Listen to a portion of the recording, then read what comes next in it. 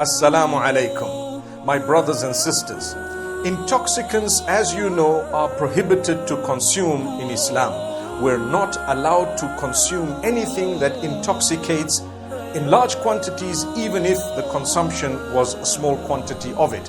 Because the Prophet ﷺ says, "Ma askara kathiruhu faqaliluhu haram." That which a lot of it intoxicates, then even a little bit of it is prohibited to consume. That is the consumption. So people sometimes ask about alcohol in sanitizers, alcohol in perfumes and in some cosmetics and so on. What about that? Let's understand something.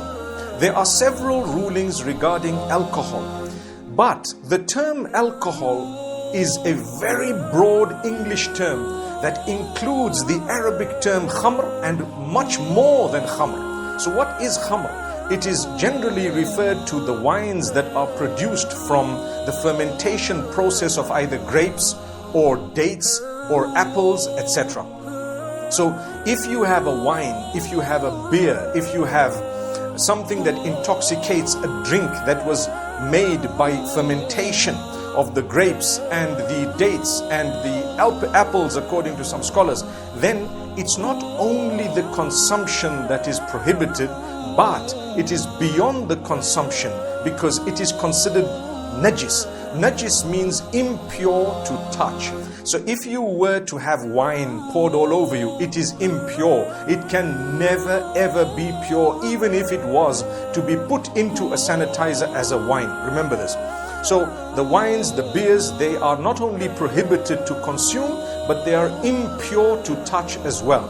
Let me explain these two. One is haram and halal, and the other is najis and tahir. So when it comes to the wines that are from a fermentation process, they are both najis, which means impure to touch, and haram, which means prohibited to consume. You get it?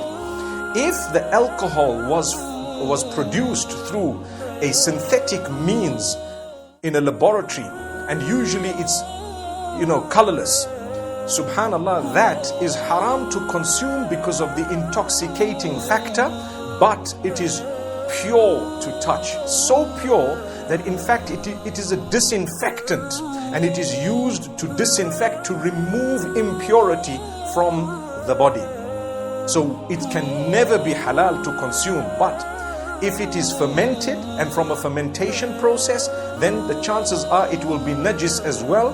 Unanimously, when it comes to grape and dates and even apples and so on, it is najis as well from the fermentation process. But if it is the lab process and the synthetic alcohol, where this alcohol actually drips down as a pure liquid, pure meaning colorless, subhanallah, it is haram to consume because of the intoxicating factor. But it is not khamr. It is not khamr. It is alcohol, which is a term broader than the word khamr. So yes, because of its intoxicating factor, we won't consume it, but it is not najis, it is tahir. And this is why for many years I've always said that the alcohol in perfumes, there's no question about it being tahir. It's not najis because it's not the wines, it's not from a fermentation process. It is actually derived from a totally different means. And what we need to understand is, nowadays they use it even in some cosmetics. And we know with the sanitizers today, people are arguing alcohol in sanitizers. It's not like they put beer in the sanitizer. It's not like they put wine in the sanitizer. No, if they did that, we would say don't ever use it. It's impure from an Islamic perspective. But this is alcohol that is beyond the process of the wines and the beers that are fermented. So I hope that clarifies it completely. It's quite simple to understand. You know, the alcohol they use in the swabs, the alcohol that they use in the perfumes or in the sanitizers, in the cosmetics, is not the najis fermented wines or beers. Let's get that straight. So therefore, if it is intoxicating, and it is, although it's very dangerous to consume that pure alcohol